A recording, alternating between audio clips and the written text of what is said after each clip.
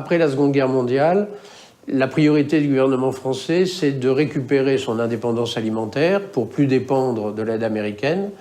Et il se tourne vers la recherche publique, vers l'INRA, en disant, voilà, donnez-moi les solutions permettant d'accroître d'une manière importante ma production alimentaire. La réponse de l'INRA est de dire il faut des variétés végétales différentes de celles qu'on connaissait jusque-là, qui permettent d'avoir de meilleurs rendements.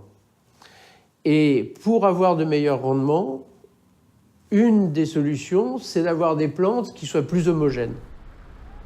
Et des industriels. Si 100 agriculteurs veulent se mettre ensemble pour faire des échanges de semences paysannes pour développer leur production, eh bien, ils ne rentrent pas dans le circuit. Ça, c'est interdit. C'est ça la réussite dans ce genre de texte. C'est qu'on est capable de vendre le bon Dieu avec le diable et on a l'impression qu'ils sont à égalité. Et ça, c'est vraiment l'escroquerie extraordinaire. Cette loi est si importante car c'est un choix entre la guerre et la paix. C'est un choix entre l'abondance et la rareté. C'est un choix entre les maladies, les toxiques et la santé.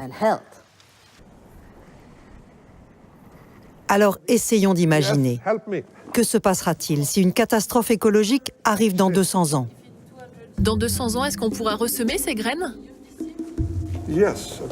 Oui, enfin personne ne le sait, car nous ne savons pas combien de temps les graines peuvent vivre. Mais d'après nos calculs, dans ces conditions, elles pourraient se conserver entre 400 et 500 ans.